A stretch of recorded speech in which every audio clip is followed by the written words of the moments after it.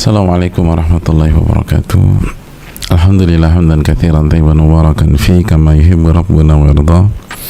Wassalatu wassalamu ala nabiyyina Muhammadin wa ala alihi wa sahbihi wa man sara ala nahjihi bi ihsanin ila yaumil wa ba'd. Alhamdulillah, kita panjatkan puji dan syukur kita kepada Allah Subhanahu wa taala atas segala limpahan karunia, hidayah, taufik, iman dan Islam yang Allah berikan kepada kita. Nikmat yang tidak bisa kita hitung satu demi satu, yang senantiasa menyertai dan mengiringi hembusan nafas kita dan derap langkah kita.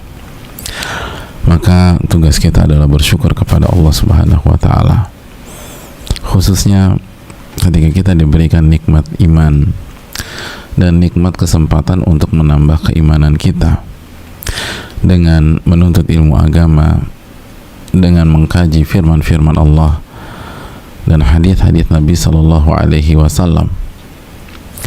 Karena bagi orang-orang beriman, mengkaji firman-firman Allah artinya kesempatan untuk menambah keimanan mereka. Ini bukan hanya menambah pengetahuan, ini bukan hanya menambah wawasan dan mengerti kehidupan, ini adalah tentang menambah keimanan.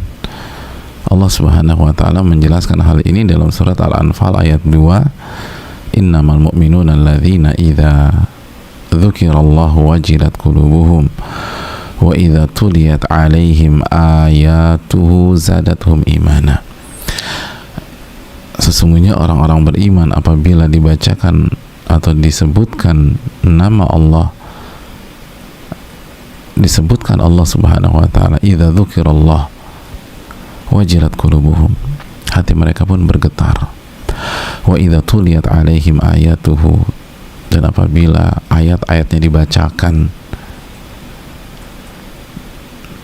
maka imannya pun akan bertambah. Secara otomatis imannya akan bertambah.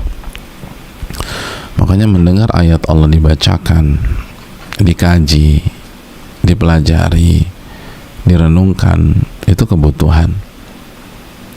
Itu kebutuhan khususnya bagi kita yang sedang futur mungkin, atau sedang lagi banyak masalah, bisnis lagi bermasalah, lagi goncang, atau yang sedang memasuki hari pertama suasana PSBB kembali. Itu butuh terhadap tambahan iman agar lebih sabar, lebih tenang, dan bisa melewati ini semua dengan baik. Maka solusinya adalah mendengar ayat-ayat Allah, dibaca, dikaji, ditadaburi, sehingga Allah memberikan imannya kepada, atau Allah memberikan iman kepada kita dan menambah iman tersebut. Dan hadirin Allah muliakan, terlebih lagi sebagaimana yang telah kita ketahui, kita diberikan kesempatan oleh Allah belajar dari salah satu buku terbaik di dunia bersama salah satu ulama terbaik di dunia. Itu anugerah jemaah, dan harus membuat kita semakin bersyukur kepada Allah Subhanahu wa taala dan semakin sabar untuk mengkaji ayat demi ayat dan hadis demi hadis. Karena memang ini buku, salah satu buku terbaik di dunia, tapi kalau ngelihat tebelnya kayaknya kita pesimis juga. Aduh, kapan tamatnya nih buku? Tapi ya begitulah keberhasilan di dunia dan di akhirat. Para ulama kita mengatakan bahwa ini sabru syartun fi naili kulli azizin ghalin. Sabar adalah syarat mutlak untuk mendapatkan semua hal yang mulia dan mahal. Sabar adalah syarat mutlak untuk mendapatkan seluruh hal mulia dan hal yang mewah. Azizin ghalin, yang mulia dan yang mewah. Kuncinya adalah kesabaran. Maka kita harus bersabar mengkaji satu demi satu ayat dan satu demi satu hadis dalam kitab ini, dan minta terus pertolongan dari Allah Subhanahu wa taala. Sebagaimana jemaah sekalian, marilah kita mengucapkan salawat dan salam kepada junjungan kita, Rasul kita Muhammadin sallallahu alaihi wasallam beserta keluarga, para sahabat dan orang-orang yang istiqomah berjalan di bawah naungan sunnah beliau sampai hari kiamat kelak. Hadirin, masih bersama hadis yang sangat luar biasa, hadis Abdullah bin Abbas yang penuh dengan nilai, penuh dengan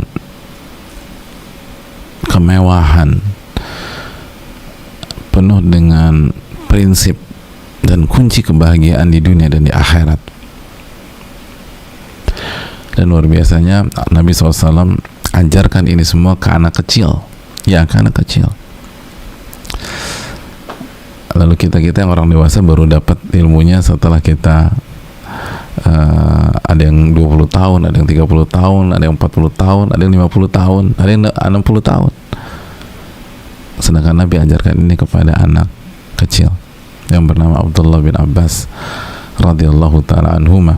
Anak kecil tapi ini anak yang sangat potensial, sangat berbakat. Makanya sempat kita sampaikan, ini adalah perpaduan antara guru terbaik dengan murid yang sangat berbakat. Hasilnya apa? Hasilnya Abdullah bin Abbas nanti akan menjadi pentafsir Al-Quran terbaik di dunia. Ni'ma turjumanul Quran Abdullah bin Abbas. Sebaik-baik pentafsir Al-Quran adalah Abdullah bin Abbas radhiyallahu ta'ala anhuma. Hadirin, Nabi memulai nasihat beliau dengan mengatakan, ya gulam inni u'allimuka kalimat.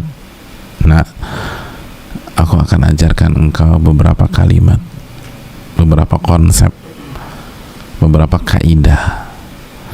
Dan Nabi gunakan kesempatan saat beliau sedang jalan bareng dengan Abdullah bin Abbas. Abdullah bin Abbas ada di belakang, digoncengin Nabi SAW.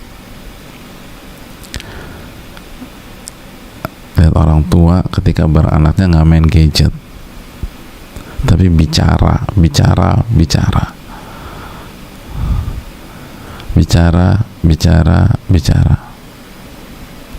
Dan ketika bicara, jangan pembicaraannya tentang bola terus gitu loh, tentang cowok-cowok ini gitu, boys time, udah bicara tentang bola lah, inilah. Ya boleh bicara tentang olahraga, tapi mana hal-hal prinsip. Atau kalau ibu-ibunya berangkat sama anak cewek, yang dibicara fashion. Loh, kapan bicarakan tentang kehidupan, bicara tentang kebahagiaan, berbicara tentang Allah Subhanahu wa ta'ala. Lihat Nabi kita SAW. Lalu beliau memulai dengan sebuah kaidah luar biasa, ihfazillaha yahfazka. Jagalah Allah, insya Allah akan jaga dirimu. Dan yang dimaksud jagalah Allah adalah jagalah batasan-batasannya, syariatnya, perintah-perintahnya, dan larangan-larangannya. Jagalah haknya. Dan perlu kita ingat sekali, Allah tuh nggak butuh dengan penjagaan kita, tapi kita sebagai seorang hamba yang harus tahu diri, tahu bersyukur, tahu tugasnya, harus melakukan itu. Kalau Allah mah nggak butuh, Allah nggak butuh. Faman syaa falyu'min wa man syaa falyakfur, kata Allah. Barang siapa yang mau beriman, silahkan beriman, monggo beriman. Barang siapa yang mau kufur, silahkan kufur, monggo kalau mau kufur. Oh Allah as-samad, kita baca ayat itu, qul huwallahu ahad Allahus samad. Samad yang nggak butuh sama siapapun. Tapi setiap saat makhluk senantiasa membutuhkannya. Hadirin Allah muliakan, jagalah hak Allah, niscaya Allah akan jaga Anda. Dan kita sudah jelaskan bahwa penjagaan Allah itu berkaitan dengan menjaga apa? Menjaga duniawinya dan menjaga agamanya, menjaga ketakwaannya, dan menjaga akhirat, menjaga agama, menjaga ketakwaan itu jauh lebih penting, jauh lebih besar daripada menjaga dunia. Kenapa? Kita sebutkan dua alasan. Yang pertama apa? Karena menjaga duniawi tidak membedakan, atau mungkin belum membedakan di banyak kesempatan antara orang soleh dan orang yang sebaliknya. Itu tadi kan, ketika Allah menjaga perjalanan sebuah kereta, sebuah kapal laut atau sebuah pesawat sehingga tiba di destinasi dengan selamat, dan di dalam pesawat tersebut atau kereta api itu atau kapal itu atau bus itu ada yang sholat, ada yang nggak sholat, ada yang sholat subuh, ada yang nggak sholat subuh. Oh mungkin di jamak Pak Ustadz, sholat subuh di jamak sama sholat apa ya? Udah nggak ada jamak lagi tuh. Dan kelompoknya ada yang tidur waktu subuh, ada yang sholat. Tapi secara duniawi sama-sama dijaga sampai ke destinasi, tidak membedakan. Dan yang kedua, sejaga-jaganya duniawi kan semu juga jamaah, namanya juga dunia. Mau dijaga kayak apapun kan sifatnya fana juga, sementara. Mau dijaga kayak apa sih?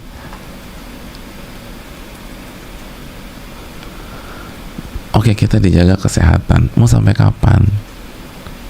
Apakah dengan diselamatkan dari misalnya COVID-19 artinya kita nggak akan mati selama-lamanya? Kan nggak juga. Kan dijelaskan bahwa diselamatkan dari sebuah penyakit serius itu hanya berpindah dari sebab kematian ke sebab kematian yang lain.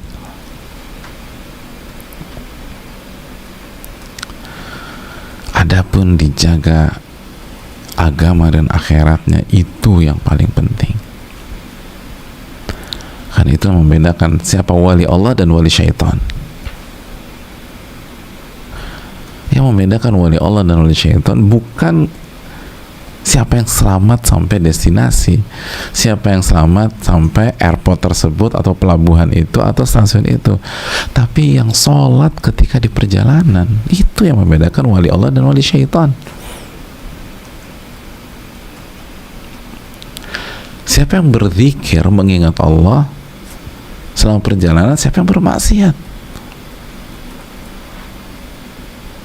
Itu yang membedakan. Itu yang membedakan.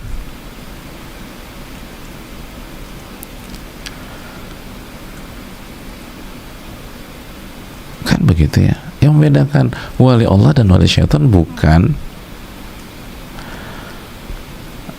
ketika suaminya dinas atau harus keluar negeri, lalu ketika pulang suaminya pulang dengan selamat, atau ketika pulang istrinya baik-baik saja secara fisik atau kesehatan. Bukan itu. Tapi membedakan wali Allah dan wali syaitan itu apa yang dikerjakan suaminya ketika di luar negeri, maksiat apa enggak, ketika nggak ada siapa-siapa. Dan apa yang dilakukan sang istri ketika suaminya nggak ada.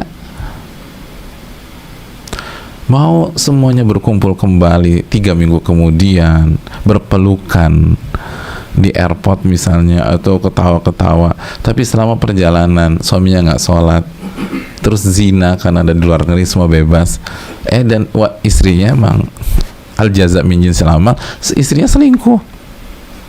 Pas sama-sama ketemu ketawa-ketawa, apakah itu yang kita cari jemaah? Kan bukan itu. Ini yang harus kita camkan. Kalau kita berusaha menjaga perintah dan larangan Allah, berusaha kita, Allah akan jaga kita.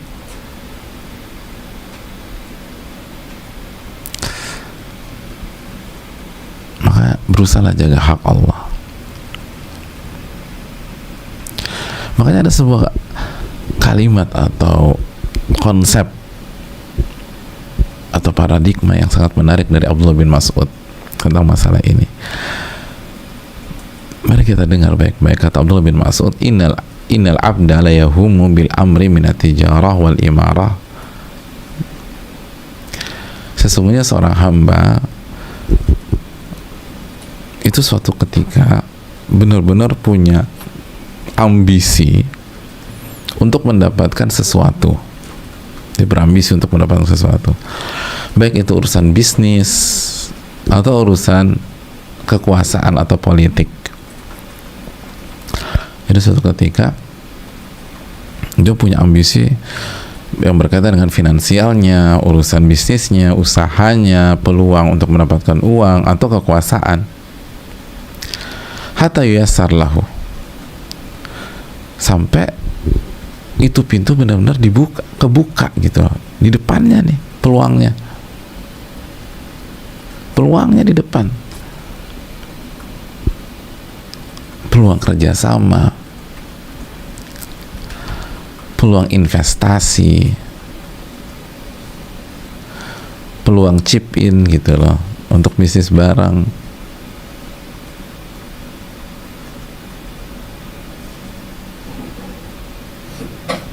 Atau pintu menuju kekuasaan.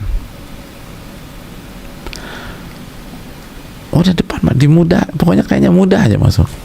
Fayanzurullahu ilaihi, lalu Allah melihat kondisi orang tersebut. Fayaqulu lil malaikah, lalu kata Abdullah bin Mas'ud, Allah Subhanahu wa taala berkata kepada malaikat-malaikatnya, isrifuhu anhu, tolong palingkan dia dari hal tersebut. Coba palingkan dia dari hal tersebut.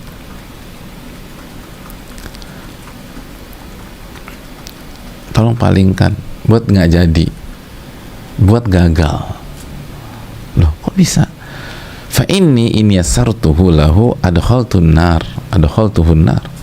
Karena kalau aku mudahkan dia mendapatkan usaha tersebut, mendapatkan bisnis itu, mendapatkan project itu, mendapatkan atau menang tender itu, atau dibukakan jalur politik buat dia, itu sama saja aku masukkan dia ke neraka.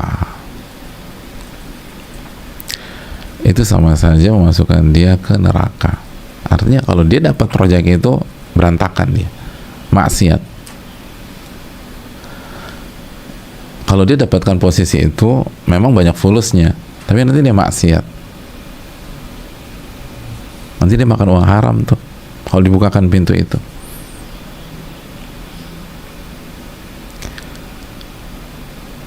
Kalau dibukakan kesempatan itu, nggak karu-karuan nanti hidupnya. Nanti dia jadi OKB tuh. Akhirnya nggak jelas, belanjaan inilah, belanjaan itu, dan seterusnya.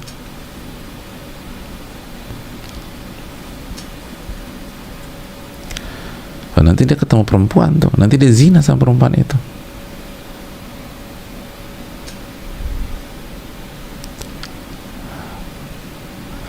Kalau dia berada di sebuah posisi, dia nanti nggak bisa nolak bosnya, dan bosnya minta ditemenin untuk maksiat, kehidupan malam, seterusnya, dia nggak bisa nolak, dan dia selesai di situ.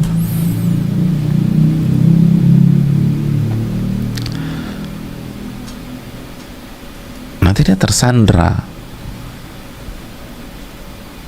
oleh kepentingan politik misalnya. Kalau saya budahkan, kata Allah, itu sama saja saya masukkan dia ke neraka. Fayasrifuhullahu anhu, Allah palingkan.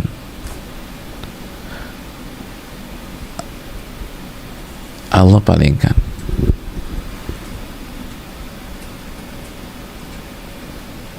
Fayadhalla yatatayyar. Lucunya nih hamba, ketika Allah palingkan, dia menganggap dirinya sial. seraya berkata sabaqani fulan, dahani fulan, wa ma huwa illa fadlullahi azza wa jalla. Dia menganggap dia sial. Kalau bahasa kita, gila aku apes banget sih, padahal dikit lagi tuh. Sabaqani fulan, saya dikalahkan sama fulan, dia serobot saya, udah makan temen,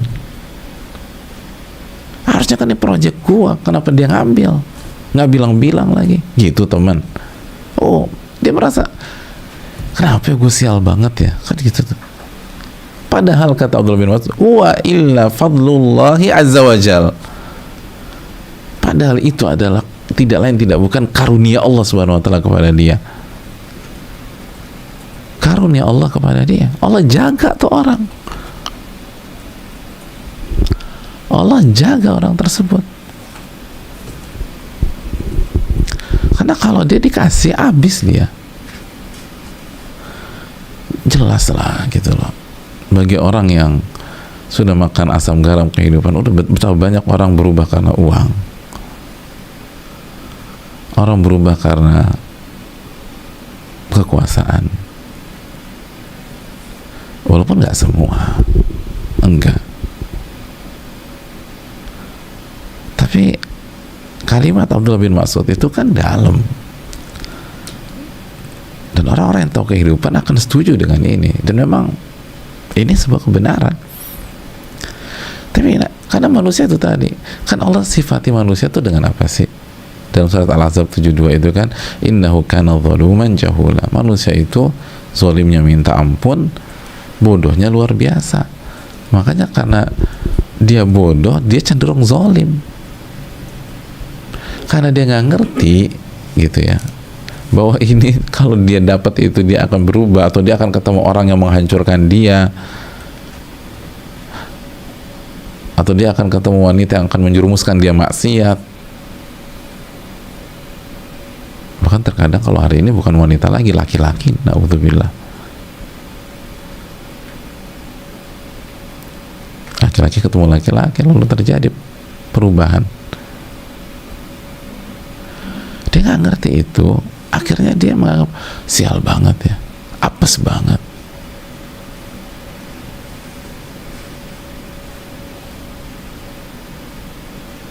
dan seterusnya.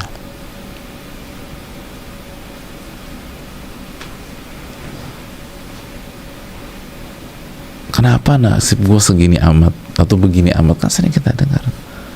Padahal itu cara Allah Subhanahu wa ta'ala menjaga. Sekali lagi, begitu cara Allah menjaga seorang hamba.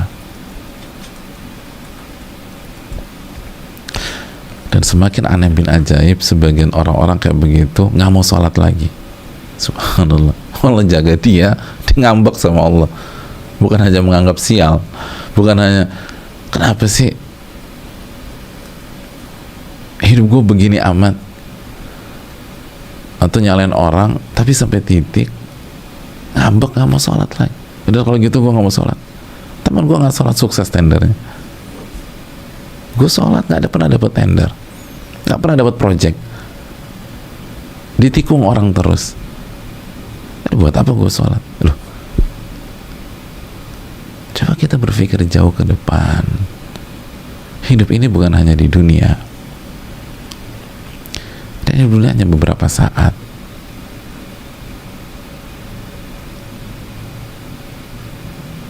Hanya beberapa saat.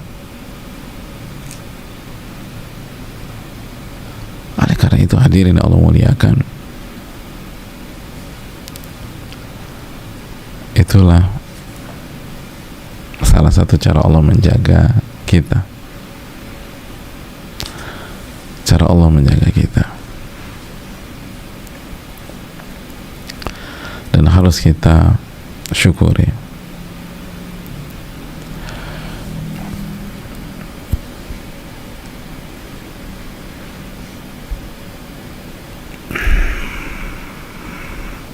Bisa jadi Allah gagalkan kita mendapatkan ambisi dunia kita, harta, kekayaan, kekuasaan, karena Allah ingin menjaga akhirat kita. karena itu lebih panjang, itu lebih menarik. Adapun kehidupan dunia, kita tahu semuanya, suatu saat nanti kita akan benar-benar merasakan pendeknya kehidupan ini. Masih ingat firman Allah Subhanahu wa taala dalam surat An-Nazi'at ayat terakhir, ka'annahum yawma yarawnaha lam yalbathu illa 'ashiyatan aw duhaha. Mereka merasa saat mereka melihat hari tersebut bahwa saat di dunia mereka tidaklah hidup kecuali asyiyatan au duhaha, kecuali hanya setengah hari saja, dari zuhur sampai maghrib atau dari subuh sampai zuhur, udah segitu aja. Hidup tuh nanti pada satu kita ngerasa ya cuma segini doang ya, dari pagi sampai zuhur atau dari zuhur sampai maghrib, illa asyiyatan au duhaha, illa asyiyatan au duhaha. Allah ta'ala bisa.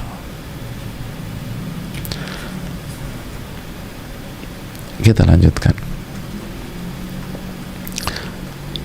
Ihfadillaha tajidhu tujahak. Lalu Nabi SAW melanjutkan nasihat beliau kepada si anak kecil ini yang Masya Allah, Abdullah bin Abbas, jagalah Allah, niscaya engkau akan dapatkan Allah di hadapanmu.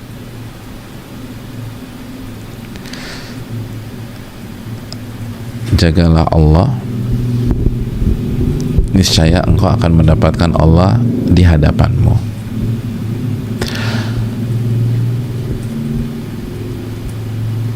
Sangat mirip dengan yang pertama dan sama-sama dalam.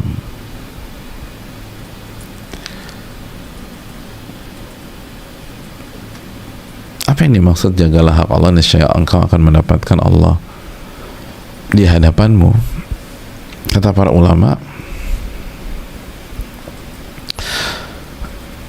jagalah perintah dan larangan Allah, jagalah hak-hak Allah, niscaya engkau akan mendapatkan Allah akan bersama dengan dirimu dalam segala kondisi, menaungi, menolong, menjaga atau melindungi, memberikan taufik dan mendukung serta meluruskan.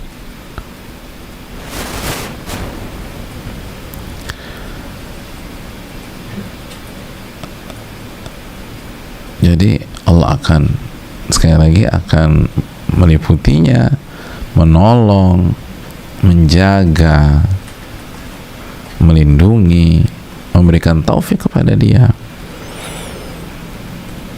mendukung dia dan meluruskan dia.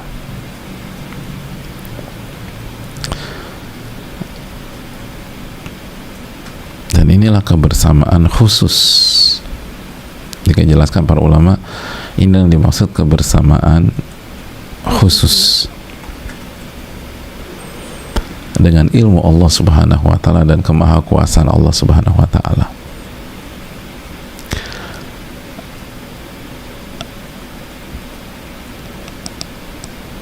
Al-Imam Qatadah radhiyallahu rahimahullah, Al-Imam Qatadah rahimahullah menyatakan, wa man yattaqillaha yakun ma'ah, barang siapa yang bertakwa kepada Allah, dia akan bersama Allah,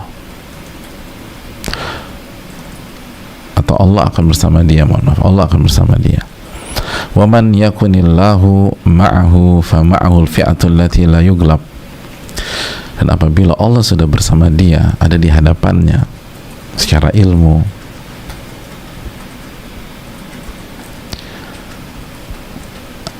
secara perlindungan dan pertolongan,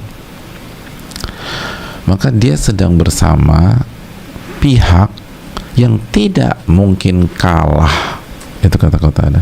Jadi kalau Allah bersama dia, bersama kita gitu ya, bersama jamaah sekalian, maka jamaah akan bersama seorang atau bersama pihak yang tidak mungkin kalah. Wal haris alladzi la yanam, dan pihak yang menjaga dan tidak pernah tidur atau ngantuk. Dijaga nggak pernah tidur ngantuk. Wal hadi alladzi la yudhil la yudhil, dan pemberi petunjuk yang tidak pernah salah atau tersesat, bahkan menyesatkan. Jadi pemberi petunjuk yang tidak pernah salah,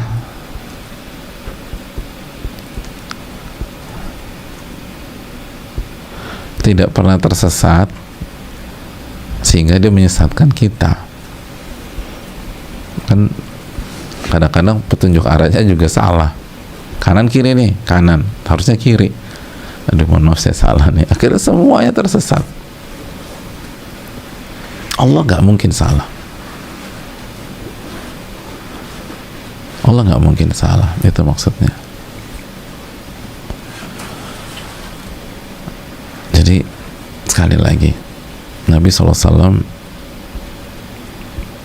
memberikan pesan yang sangat dalam kepada Abdullah bin Abbas. Nah, kalau kamu jaga hak Allah,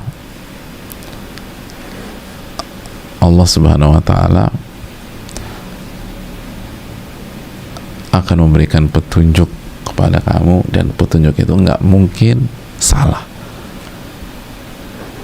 Allah akan jaga kamu, dan Allah itu nggak pernah tidur, nak, nggak pernah ngantuk, dan Allah nggak mungkin kalah.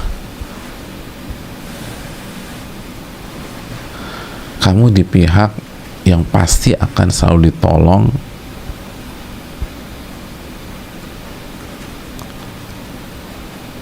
dan pasti akan menang. Kalaupun 1 di 2 episode kehidupan kita kalah, itu hanya seolah-olah aja kalah, karena kekalahan itu untuk kemenangan yang lebih besar, untuk hikmah yang jauh lebih besar, hikmah yang jauh lebih dalam. Nabi SAW dan para sahabat kalah di perang Uhud.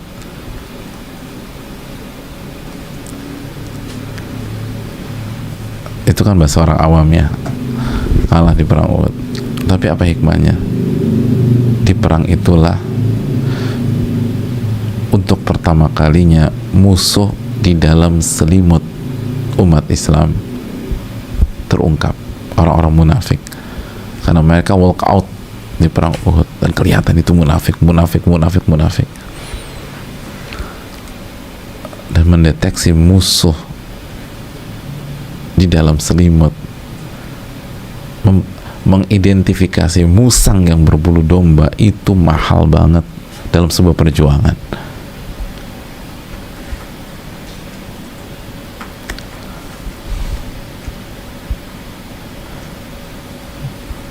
Belum lagi para sahabat mengerti apa artinya menyelisih perintah Rasul sallallahu alaihi wasallam, karena awal kekalahan kan karena pasukan pemanah yang turun. Benar ya, kalau menyelisih perintah Rasul, ini akibatnya fatal. Oh, itu pelajaran dalam, jamaah. Jadi sebenarnya bukan kalah, itu untuk mendapatkan kemenangan yang jauh lebih besar, karena Allah nggak mungkin kalah. Makanya para ulama klasik itu kalau nulis surat ke saudaranya, nulis surat nih, mungkin kirim email sekarang, atau mungkin WA yang lebih simpel, Apa yang mereka sampaikan? Amma ba'du fa in kana ma'aka faman takhaf fa in kana Allahu ma'aka faman takhaf wa in kana 'alaika faman tarju. Wassalam. Saudaraku, atau kalau bahasa kita bro gitu ya, bro kan saudara ya, bro, kalau Allah bersama lo, siapa yang lo takutin? Dan kalau lo berhadapan dengan Allah, siapa yang lo harapin lagi? Pernah gak sih kita WA begitu? Pernah? Ke teman kita gitu? Atau sis, kalau kamu bersama Allah, siapa yang kamu takutin? Gak ada. Tapi kalau kamu sudah berhadapan dengan Allah, artinya melawan Allah, bermaksiat sama Allah, siapa yang kamu harapin nolong kamu?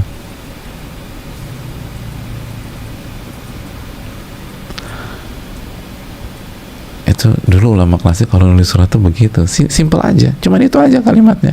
Wassalam, assalamualaikum warahmatullahi.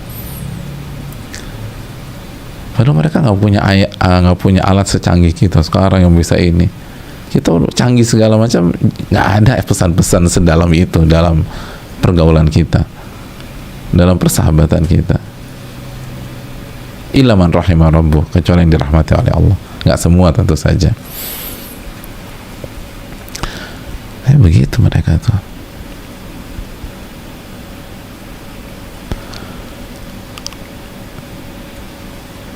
Itu yang perlu kita camkan.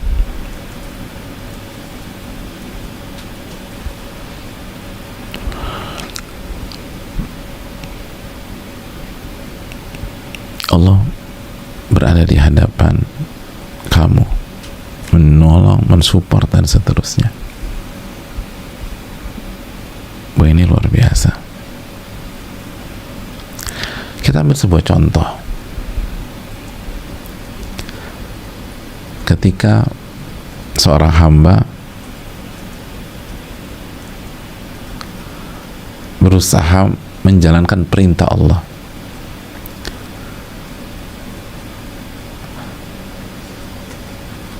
yang artinya ia berusaha menjaga hak Allah. Ihfadillah, kan tadi arti menjaga Allah adalah menjaga perintah dan larangan Allah.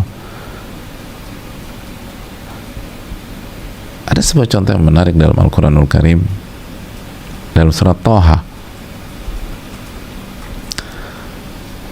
ketika Allah memerintahkan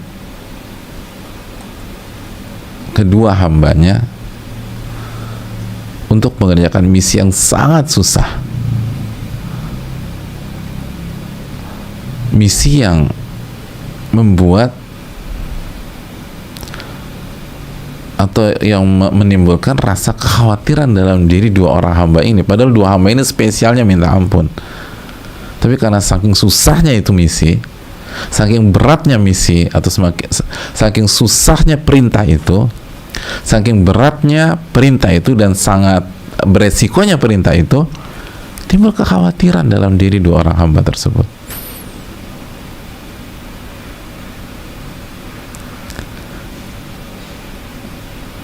Mari kita simak ayat-ayatnya dalam surat Thaha.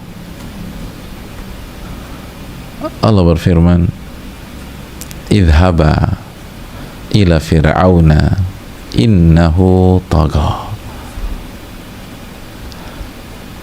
faqula lahu qawlan layyinan la'allahu yatadhakkaru aw yakhsha qala rabbana innana nakhafu an yafruta alaina aw an yatgha qala la takhafa innani ma'akuma asma'u wa ara.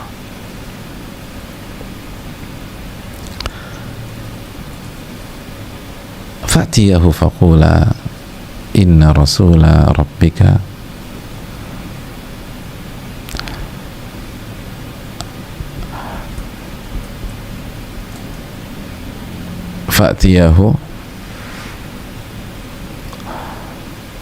faqula inna rasula rabbika fa'arsil ma'ana bani Israila wa la tu'adzibuhum qad ji'naka bi ayatin min rabbik wassalamu ala man ittaba'al huda.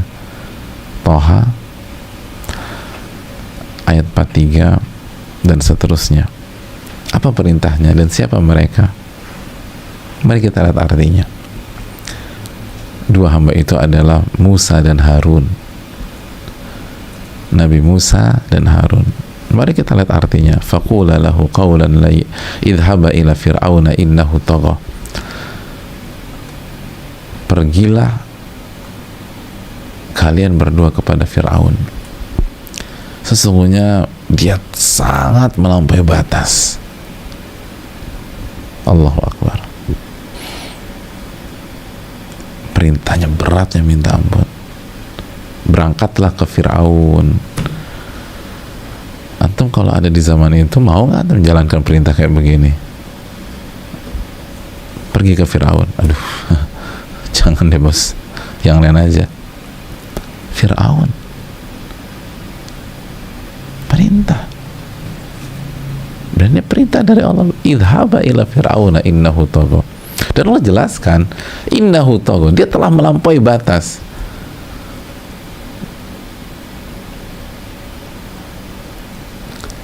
Dia telah melampaui batas.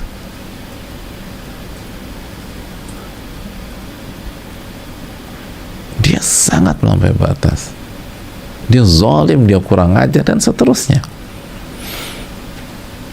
Fir'aun jamaah sekalian.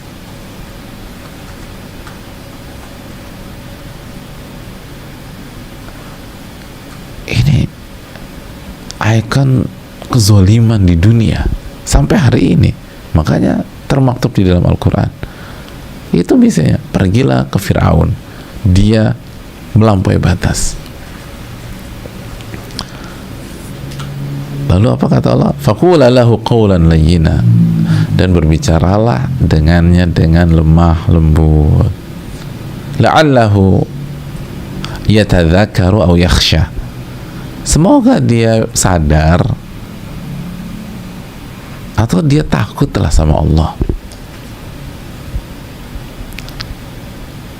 Jadi bicaranya lemah lembut ya, jangan emosi, jangan terpancing, jangan terprovok. Itu susah loh. Ngadepin orang zalim aja itu ribetnya minta ampun. Terus perintah berikut, lemah lembut, jangan terpancing. Emang gampang gitu, jangan terprovokasi. Pokoknya lemah lembut, jaga emosi. Susah jemaah, susah.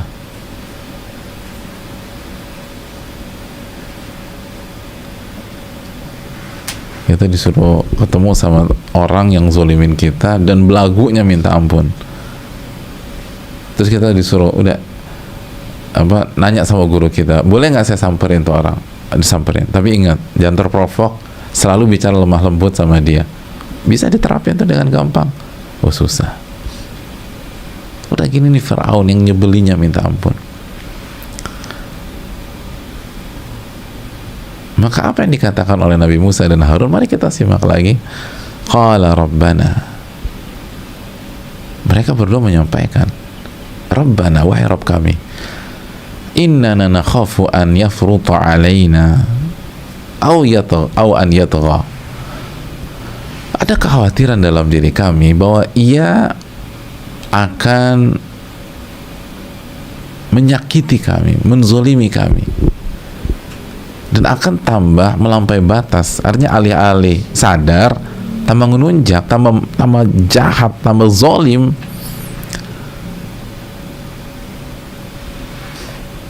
Ini Nabi loh jamaah. Karena memang perintahnya susahnya minta ampun, beratnya luar biasa. Tapi perintah adalah perintah. Maka mereka berdua mengatakan, ada kekhawatiran dalam diri kami, dia justru akan menyiksa kami, menyakiti kami dan melampaui batas. Lihat bagaimana Allah menenangkan Nabi Musa dan Nabi Harun. Qala la takhafa. Allah berfirman, kalian berdua jangan khawatir. Jangan khawatir. Jangan khawatir. Tenang aja. Emangnya Allah mau kasih apa?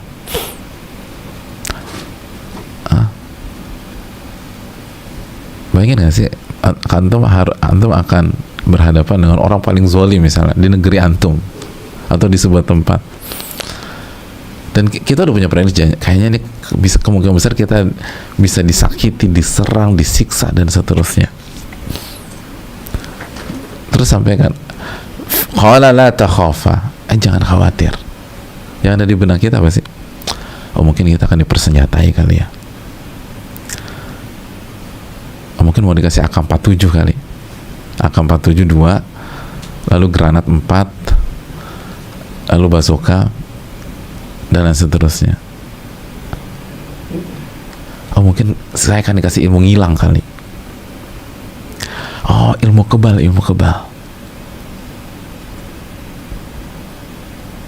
Apa yang disampaikan oleh Allah jamaah? Innani ma'akuma asma'u wa ara. Bukan itu semua, tapi sebuah keyakinan, sebuah iman, sebuah kebersamaan. Innani ma'akuma, jangan khawatir, aku pasti bersama kalian berdua. Sesungguhnya aku bersama kalian berdua. Asma'u wa ara, aku mendengar dan aku melihat. Tenang aja. Apa yang direncanakan Firaun, makar, strategi, behind the scene, yang ada di balik layar, aku dengar dan aku lihat. Kalian bersama aku bersama kalian.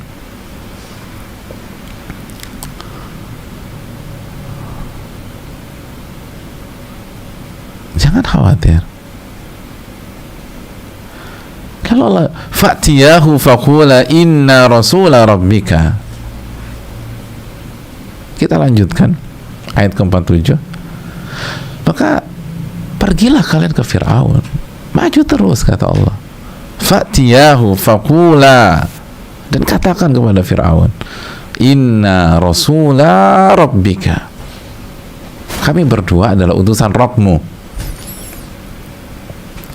Dengan Fir'aun ngaku Tuhan. Fir'aun bilang wa ana rabbukumul a'la, aku Tuhan atau Rabb kalian yang paling tinggi.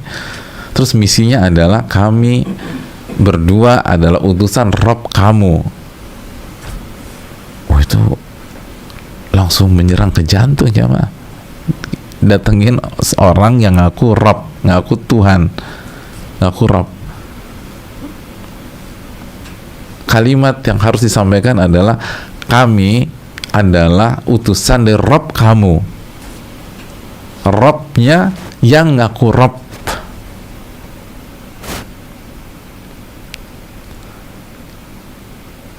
Itu kan kalau bahasa sebagainya itu benar-benar membangunkan macan tidur. Farsil ma'ana Bani Israel, dan lepaskan Bani Israel bersama kami. Wala tu'adzibahum, dan jangan kamu siksa mereka lagi. Qad ji'naka bi ayati min rabbik, sesungguhnya kami telah datang kepadamu dan membawa bukti atas kerasulan kami dari Rabbmu. Wassalamu ala man ittaba'al huda, dan keselamatan dilimpahkan kepada orang yang mengikuti petunjuk.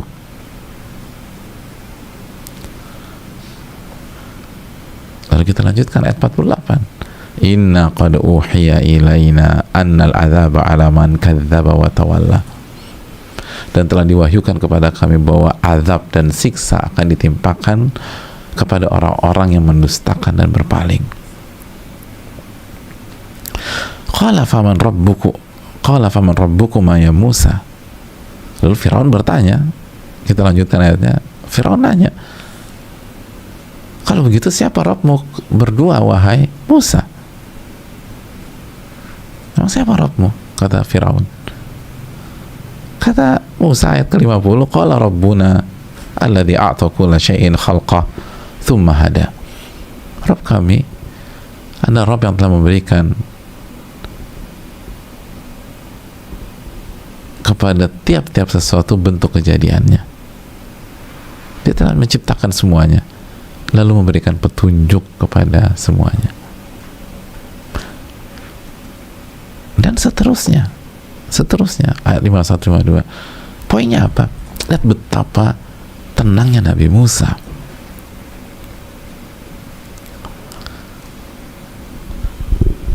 Ketika Firaun tanya, lihat dampak dari sebuah iman,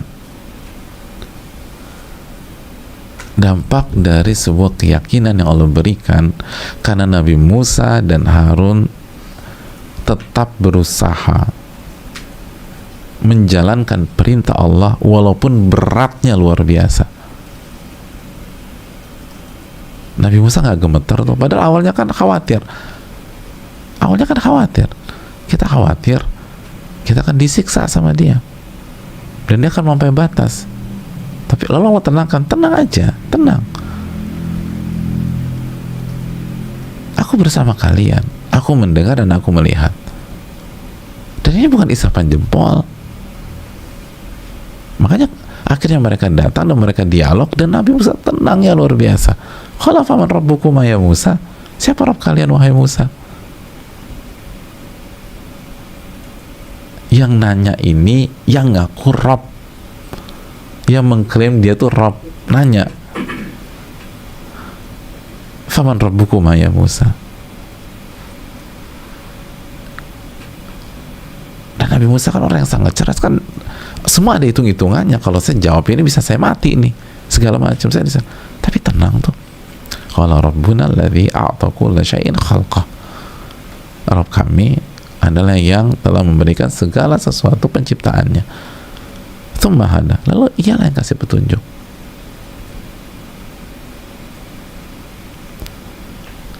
Lalu kalau kita lanjutkan terus, akan terjadi dialog yang tenang.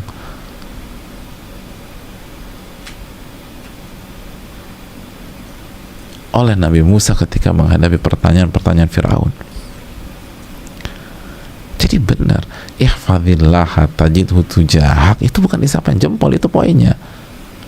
Jagalah Allah atau jagalah hak Allah, jaga perintah Allah, jaga syariat Allah, engkau akan dapatkan Allah di hadapan kamu. Dan kalau Allah ada di depan kamu, tadi ucapan para ulama kita, ucapan Qatadah, berarti engkau akan bersama pihak yang gak mungkin kalah, pihak yang akan jaga kamu dan gak mungkin tidur, gak mungkin ngantuk, gak mungkin lalai, dan pemberi petunjuk yang gak mungkin salah, tersesat lalu menyesatkan kita, gak mungkin. Jika Allah memberikan arahan kepada kita, memberikan dukungan kepada kita, memberikan pertolongan kepada kita, bersama kita dengan kebersamaan yang khusus, apa yang dikatakan ulama klasik itu, faman takhaf, lalu siapa lagi yang engkau takutkan? Dan kalau engkau bermaksiat sama Allah, faman tarju, kepada siapa kamu berharap?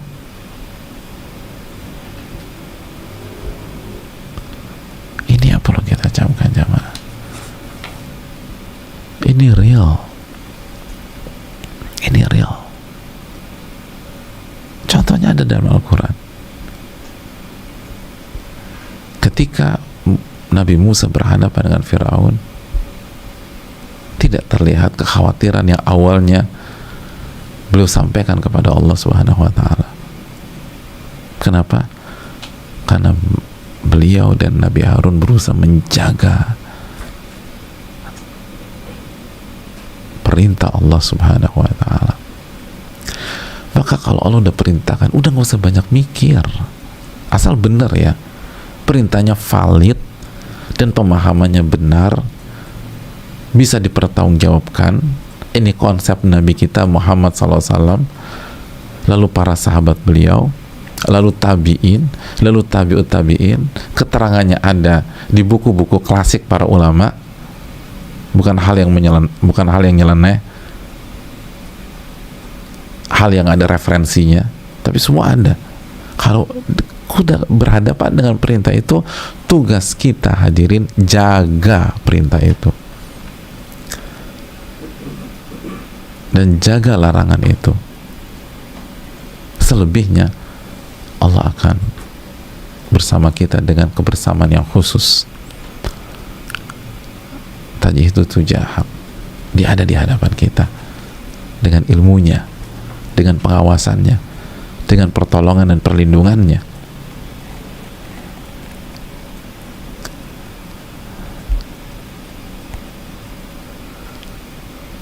Itu yang perlu kita camkan.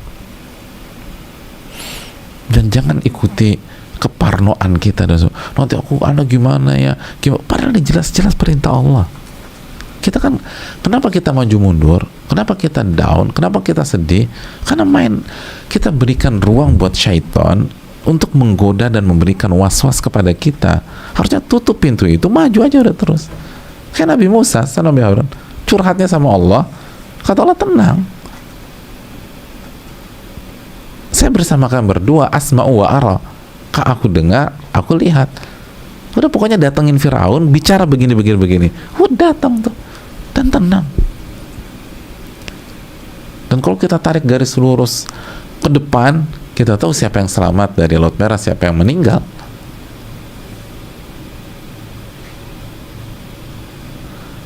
Kenapa kita down, maju mundur segala macam? Karena kita nggak yakin kalau kita jaga perintah Allah, Allah bersama kita dengan penjagaan yang khusus atau kebersamaan yang khusus.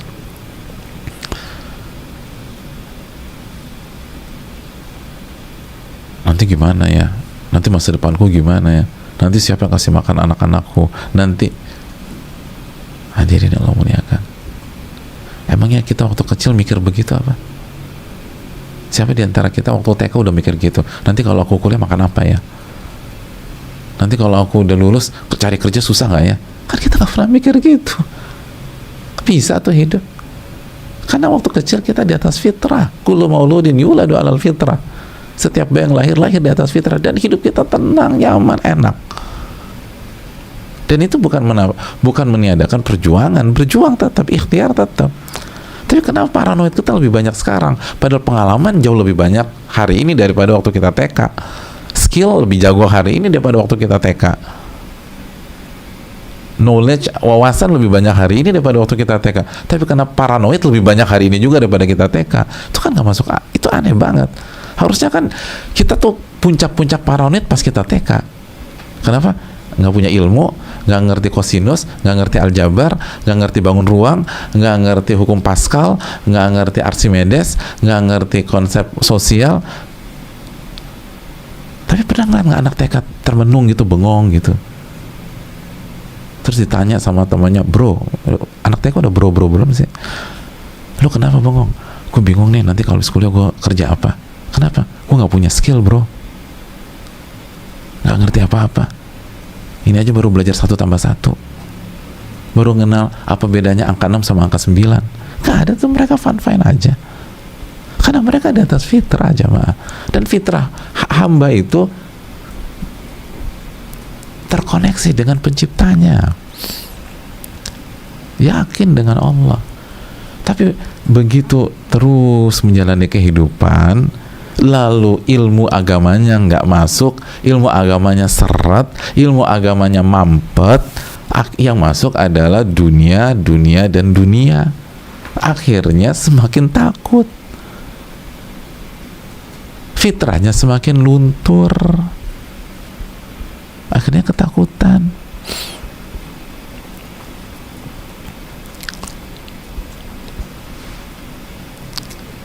Coba kita lihat nih di rumah kita, siapa di antara kita selama pandemi ini tinggal satu rumah dengan multi generasi?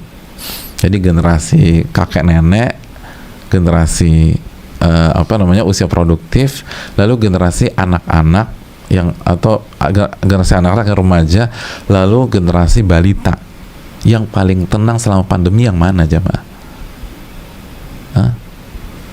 Yang produktif, yang IPK-nya 3,9, yang paling tenang kok sama pandemi, tenang aja hidupnya, tenang, plong gitu. Yang balita, oh tenang yang balita, ya kerjanya ketawa aja tiap hari, seru, buat kelucuan, narik perhatian, gitu jemaah. Kenapa? Fitrahnya masih bagus, yakin Allah tuh ada di hadapannya, walaupun dia nggak bisa ungkapkan, tapi hatinya yakin udah dijaga sama Allah Subhanahu wa taala. Ini sabda Nabi, ini bukan asumsi. Nabi mengatakan kullu mauludin yuladu al fitrah, setiap bayi yang lahir di atas fitrah, di atas iman, siap menerima kebenaran. Makanya sekali lagi, jaga perintah Allah dan jaga larangan Allah, udah nggak usah banyak mikir. Kalau benar-benar valid ya, tentu saja dengan proses penuntut ilmu untuk memastikan ini valid apa tidak. Jangan udah semangat-semangat, ternyata nggak ada referensinya, ternyata kita yang salah, kita keliru. Pastikan referensinya clear, ada dalilnya dari Al-Quran dan hadis Nabi SAW yang valid, lalu konsep memahaminya benar, ini ada keterangannya dari Nabi dan para sahabat radhiyallahu ta'ala anhum, dari imam-imam kita, dari keterangan dari Imam Syafi'i, A'immatul Arba'ah, empat imam yang sangat tersohor, clear. Kalau ada perbedaan, ini perbedaan yang ditoleransikan, khilaf ijtihadiyah dan seterusnya, bismillah udah jalan. Nanti Allah akan jaga kita, pasti jaga kita. Oh, Nabi Musa berhadapan dengan Firaun aja, yang mati Firaun, bukan Nabi Musa. Padahal suruh ketemu Firaun cuma berdua, Nabi Musa dan Harun. Nggak ada 20.000 pasukan, nggak ada.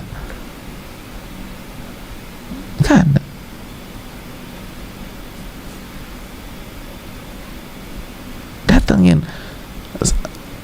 Firaun dengan bala tentaranya yang komplit cuma 2 orang, hanya 2 orang.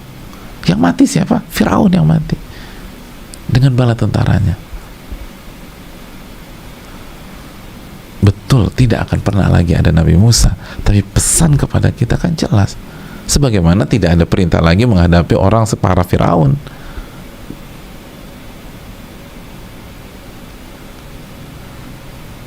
Pesannya adalah begitu ini perintah Allah, jaga. Nanti tajid hutujah, engkau akan mendapatkan Allah ada di hadapanmu, mengarahkan, menjaga, melindungi, menaungi, dan akhirnya tidak ada